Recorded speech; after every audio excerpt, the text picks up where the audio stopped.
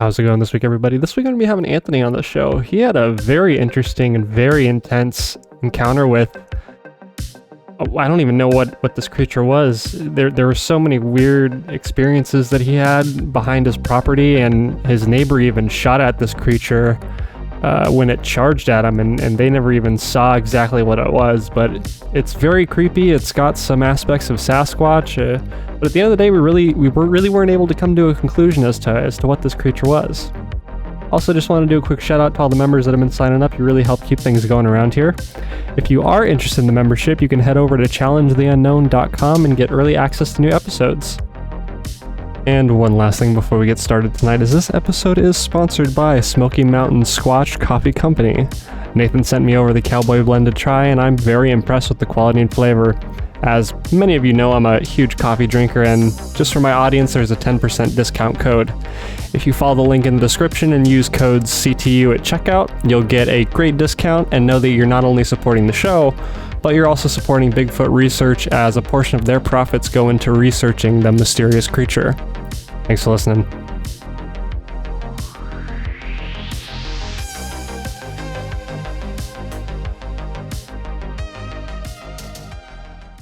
All right, so this all happened in a fairly rural town in Georgia, about 30 minutes from the closest Walmart. It's heavily wooded, but still surrounded with quite a few neighborhoods here and there.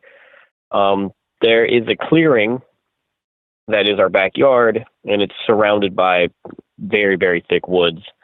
Those woods have always kind of creeped me out as long as we've lived here, but nothing ever really happened until one night was taking my dog Axel out.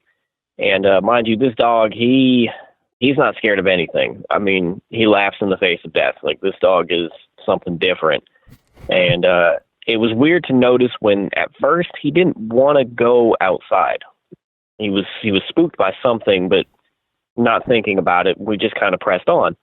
And we had to walk around the side of the house towards the backyard, let him go to the bathroom. And as we started walking back, this is when I first kind of noticed something was off about the woods. You could hear something else, matching my steps almost. At first I thought it was one of the many cats that we have on the property, but if I stopped walking, you could hear the leaves stop crunching in the woods. And as I continued walking, you could hear the leaves crunch again. It was stalking me, whatever it was. And as we kind of turned the corner to go through the side door of the house, there's a small clearing where a shed sits, and the light from the side of the house kind of illuminates the shed. And my dog saw it first, and then I saw it, and it was super, super fast. I mean, it was a blink of an eye, but you could see the light from the shed being completely blocked out. And the shed was about 6 feet tall, so this thing had to be over 6 feet tall to block out all the light. And it darted across the clearing. My dog took off running towards the house, which, again, is unusual. I mean, he'll chase anything.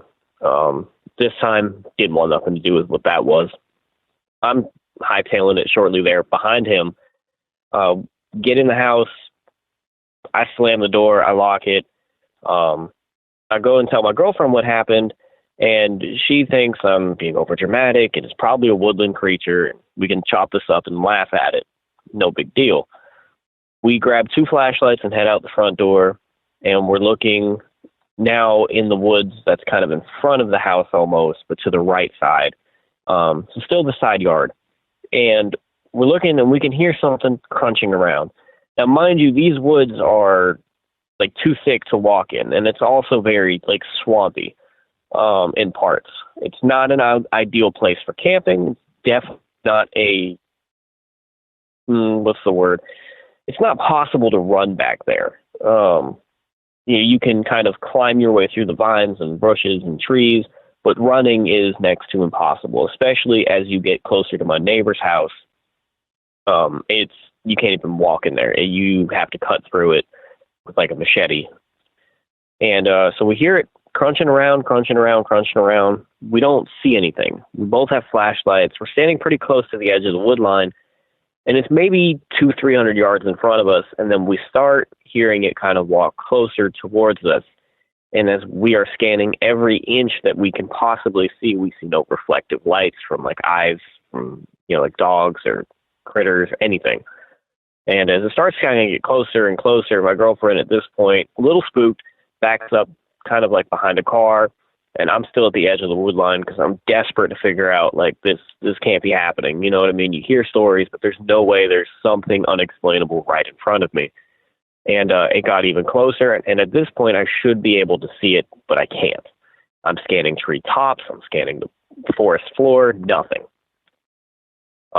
She goes inside. She's over it. She's done with it. I decide maybe it's one of my neighbor's dogs. Let me go over there. We'll call him Dave for the sake of the story. I go over to Dave's house, and I'm like, hey, man, any of your dogs missing or anything? Nope, they're all accounted for. What's going on?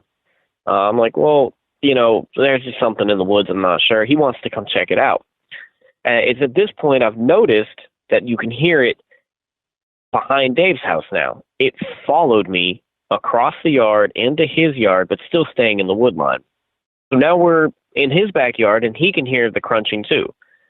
And behind Dave's house, it's even thicker than I've described before. At this point, I mean, air can barely get through there. Like, think that thick. And this thing is free-floatingly just crunching, walking like it's in an open field. And again, it's about 300 yards in front of us, and we're scanning for a good 5 minutes. We see nothing. Dave at this point has pulled his handgun out because, who knows, it could be cougar or something, something crazy. Take an animal. I just had no idea. It wasn't making any noise animalistically wise. It was just the crunching of leaves. And then as soon as it started, it kind of just stopped. There was no sound, no woodland creatures like crickets or frogs, nothing. And we're scanning around. It's quiet. I mean, I can feel my heart beating. Like, you could feel something was just staring at you. And Dave and I are good 20 feet apart, maybe 50 feet apart. And at one point, it just starts back up again. It's just now stomping, but it's sprinting at me, and it slams into the gate. At first, it was 300 yards. Now, all of a sudden, without making a noise, it is right in front of me, sprinting at full speed, where, again, can't even walk. And it slams into the gate, rattles the entire fence. Dave just kind of starts shooting at that area. Nothing. No sound. No noise. We didn't hear it leave. We didn't hear, like, it whimper, whatever it could have been. It was just gone. And we're both kind of spooked. We look at each other with that, like, what just happened kind of face. And then we heard it. And I heard it. I don't know what we heard. It was human in nature, but it sounded, think of a classic alien noise, if you will. Dave has been hunting. He's close to 65 years old. He has been hunting for about 40, 50 years. He still to this day cannot explain what that noise was. Almost like a human trying to recreate an alien noise or something. We decided to leave it alone. Thought, you know what? Probably never know what that was. It was best we go inside for the night. Dave covers me as I go back into the house, and I can kind of hear something in the woods that I'm ignoring it at this point as I'm sprinting full speed back to my house. And we're in the house. I'm telling my girlfriend everything that just happened because she heard the gunshots, wanted to know. I filled her in, and as I'm telling her this, there is a very, very, very loud explosion that comes from behind Dave's house in our woods. It rattles the windows, the power flickers. My girlfriend and I look at each other like, okay. I look out to see if maybe anyone else has noticed. Dave also noticed it, which kind of spooked me to know that, okay, like, he felt the same thing. I felt the same thing. And just as we're kind of, again, scanning the wood line, trying to figure out what could, like a cannon blast. We don't live near an army post or anything of that nature. The nearest one is well over 50 miles away, if you will. And as we're doing that, a couple people from, the surrounding neighborhood come driving down on golf carts, and they're like, hey, we heard an explosion kind of like from this area. Is everything okay back here? We were like, yeah, I mean, we didn't do anything. And so we all agree that, okay, let's call the police and let's try to figure this out, put a report in. Maybe they can go look because we didn't want to. Police do come out. Two different officers interviewed me and Dave separately to get our accounts on what happened. I guess multiple reports of the explosion did come in. Maybe that'll explain why we were interviewed separately. I'm not sure. But both officers, after getting the same story, kind of just went, well, that sucks. We'll keep an ear out, and left in a very kind of like hasty way. They just wanted nothing to do with those woods. Sounds about right. Not entirely. Yeah, I have no idea why they would have left. They didn't bother with an investigation, didn't even bother with flashlights in the woods. They just were like, yeah, we're out. So we kind of went inside for the night. We thought maybe that would be the end of it. After telling my mother-in-law, who is a police officer for a different town, the story the next morning she buys, and this is a very important detail, 2 brand new trail cameras, brand new SD cards in the package from Walmart. Like, you can't get any more brand new than this. And we set them up throughout the wood line, kind of capture everything. It was my turn to go out and feed the outdoor cats that night. Reluctantly, I did it, even though knowing this thing was stalking me pretty much the whole time. It charged at me, whatever this was. I went out there, I was feeding them, and lo and behold, we hear it again. I'm not taking any chances. I run inside. At this point, my mother-in-law, my father-in-law, and my girlfriend are all there. They encourage me to go take a look. I don't want to, but knowing that there's trail cameras there, if it gets me, it'll be on video. My sacrifice won't be for nothing. I'll have proof of something. So I set myself up. I walk out to the wood line with another flashlight, and I can hear it. This time, it's like it's in the trees. And I'm panicking because they can hear it, and they're like a good 500 yards behind me. I'm looking, scanning the trees, still no animal eyes, nothing. And just again, as soon as it started, it stopped. It was dead silent. And I can just feel ice in my veins. And then all of a sudden, just something fell out of a tree so hard, it literally rocked the soil underneath my feet. I was wearing flip-flops, and there was dirt on top of my feet. Like, that is how hard this thing hit the ground.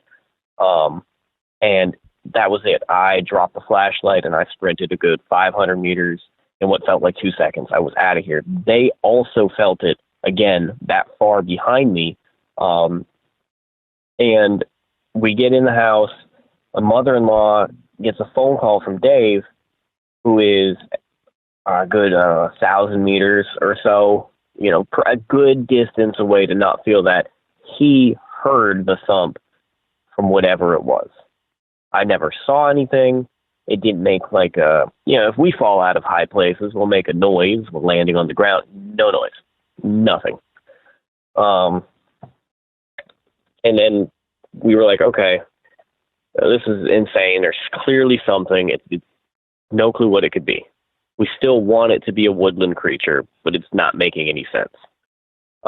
We checked the trail cams the next morning because I was not going back out there. There are video footage leading up to 11:49 p.m. After that, the files are corrupted. No logical explanation for it. We set the trail cams back, we reformatted everything, and they've worked ever since. Until just recently, and what prompted me to kind of bring the whole story to light, after that experience, I took a brush whack and brush eater, and I went through and I pretty much demolished as much as the woods that our property line would allow. I was tired of looking at it. I was tired of feeling scared of it. I demolished the whole thing. I left the big tree standing, but all the overgrown weeds and bushes, they're gone. And we had since put a chicken coop back there for some reason, and we built a new dog fence back there to keep the kind of dogs over there and to scare away whatever those were. Maybe a bad call, maybe a good call. We were back there taking the dog out. As we're walking back, and again, this was a couple weeks ago, we're walking back. It's a pretty clear night. We see this mist.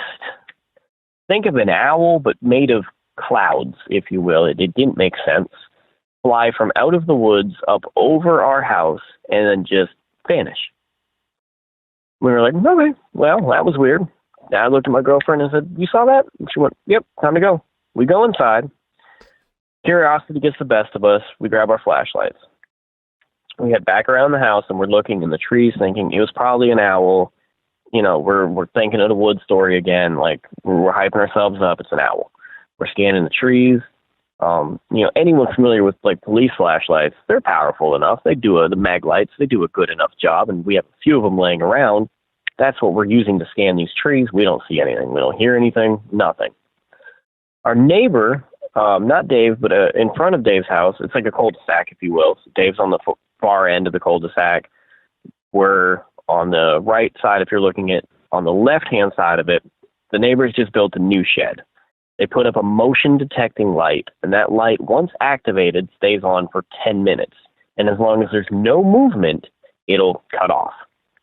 Problem with this is, as we're scanning the trees, we're outside of the range, and we've tested this, figured out the range of the motion light to know that we can't trigger it from where we were standing for this to make sense. All of a sudden, as we're looking at the trees, the motion light kicks on, and this gray, skinny, ghostly dog that we've never seen before. And we're pretty familiar with all the neighborhood dogs. We go for walks all the time throughout the cul-de-sac and whatnot, and we take our dogs. It just kind of appeared. And then it scampered down the road. It looked back at me a couple times and then vanished. The problem with this is that the dog not only appeared right when we saw the gray, mist-like, flying creature thing come out of the woods and disappear, but the dog would have had to have been standing perfectly still. This motion light will detect a hair falling off your head. I mean, it's ridiculously sensitive. It would have had to have been standing perfectly still for a solid 10 minutes to not have the motion light activated, only then to activate it once it moved, if that kind of makes sense. That's really it. We have no idea. And to this day, Dave no longer goes outside at night. Street light comes on and Dave's in his house. He can't be bothered. It spooked him that bad, and I try not to let it get to me. You know, I have chores and responsibilities outside, and unfortunately at night, you know, you hope that maybe one of the trail cams will catch it. And that's really it. It's just unexplained. You know, man, that's really interesting. You know, I got a lot of points to touch on there, but in particular, I guess I want to start with Dave there. You know, I've talked to a lot of hunters over the year, and I'm familiar with the sport. You know, for a hunter to discharge his weapon in the middle of the night at something that he can't see is rare. So that indicates to me that whatever you were both seeing really is extraordinary. So you know, what kind of weapon did he have? Did he have was it like a 45 9mm? It was, as far as I know, it was just a 9mm. Okay. That's about as much as I know. My gun knowledge isn't the greatest. It's very rusty. But the reason that he shot off, I guess I forgot to mention this. I don't think of a small fence. Think of like a 100-foot long chain link fence that is very well built. Right. Something heavy has to rattle a 100-foot long chain link fence. Right. Hard impact. I mean, at that point, yeah, if it's that big to do that, you know, before it leaps out, we don't know what it is. If it is, let's say, a cougar, it's probably going to see me and get us before we can get a good idea on what to do with him. Right. You know, in theory. So I kind of understand why he did it. It was more or less like, maybe I'll hit something, maybe I'll scare something, but something's definitely all of a sudden in front of us. That's all we have. You know, if we hesitate, it could be the end. You know, whatever it was could easily snag one of us. Right, and there's also the indication there that based on the shock that hit that fence is that this is clearly a large animal and it's already charging you, so it's indicating itself as a threat. So, you know, it's well within reason that I would have shot at it too, whatever it was. You know, I definitely wouldn't have hesitated there either. because, you've got whatever it is charging at you, and it's clearly big enough to do damage. But man, that's it's a really interesting account, man. The pacing is very Sasquatch-like. The large thump from coming down from the trees is very Sasquatch-like. The large thing hitting the fence, the weird humanoid sound is very Sasquatch-like. I've heard indications of them doing mimicry and making really interesting sounds when people encounter them. As for the dogs, man, that really caught my attention because I think it's in Kentucky. It's in one of the eastern states. Is that there's reports of dogs that are going missing in Sasquatch areas, and one of the theories is because there's this idea that Sasquatch like shiny things, and that explains why the dogs, because of their collars, are going missing. So, it makes me wonder what the deal with that dog was, it clearly didn't belong to anybody in the neighborhood. What was it doing out there, which is really interesting. And then as for the mist thing, I don't really know.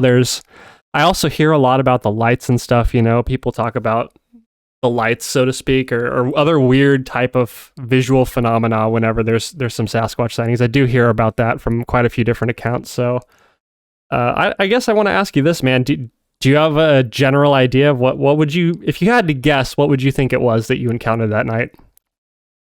I think the larger of the stories, I want to say it's Sasquatch, but the problem with that theory is that, again, for it to run through that brush like that, there would definitely 110% the next morning be indications of a large creature, stepping down on brush. On top of that, it's just too thick to walk through, let alone run at it. I don't know physics very well, but, I don't know how much force and how much speed you need to rattle that fence, how much distance you need to run to get a head start. But then to not even see him, right, when he would be literally a foot in front of me when he hit the fence. I saw nothing hit the fence, but we sure felt it hit the fence, watched the fence move. That's what kind of holds me up on the Sasquatch thing. We've had kind of, officers, my mother-in-law's a police officer. We've had aliens thrown at us. We've had skinwalkers thrown at us. We've also had, now might be giving a location away here on this one, but there is an elusive panther. There was a drug dealer who got a hold of a panther, and the panther escaped in this area, and he's been a myth for literally years. Some say he's an urban legend. Others say he doesn't exist. Others say he's very real. The police cover up the fact that there's a panther out here due to mass hysteria, and no one can really do anything about it. But even in that sense, it would have made a noise. Right. It wouldn't have made a weird human-y mimic noise. I just believe maybe those woods are kind of a portal is my best guess, because to me, the mist to dog ratio thing kind of felt like I've had witch thrown at it. It literally just kind of transformed into a dog or shapeshifted into a dog. I've had a lot of things thrown. I still just can't explain it. I really think it's a portal in the woods. There's another neighborhood that does back the woods. It's only about a half a mile long in that area, but it's kind of like a band. If you will, if you're thinking of a band of woods that are half a mile across, but then lengthwise, it goes on for miles, and it opens up into complete woodland, open area, it's almost like a thoroughfare of woods between these two neighborhoods that open up on either side to a vast amount of wilderness. And I really think that there's just a portal of some sort for unexplained things. I could go on for hours about how weirdly haunted our house is, and just that entire area in general. I don't know the history. I'd love to dig into it, but there's just something off. Yeah, man, it almost sounds like similar to the Skinwalker Ranch, where there's just a bunch of really weird shit going on, and no one can really tell what it is. It's like they sent out the team of scientists to skinwalk a ranch, and they were witnessing all of this extraordinary phenomena, but they were unable to document anything. So who knows what's really going on out there, man? But it definitely sounds like your woods are there's something going on out there. That's for sure. Definitely. I've had quite a few of the local colleges somehow got a hold of this story, and they wanted to come out. I told them fine, whatever, and I guess they did some research, and two of the colleges completely backed out. They just wanted nothing to do. They couldn't give me a reason, nothing. They just wanted nothing to do with it. Interesting. Well, man, that kind of brings us to the end of our time slot here, but I think it's time to wrap up unless you got anything else you want to add right before we finish up. I think that's it. Thank you for having me on, man. And, I hope maybe someone can one day shed light on whatever's going on in these woods. Hopefully, brother. Thanks again for coming on, and we will be in touch.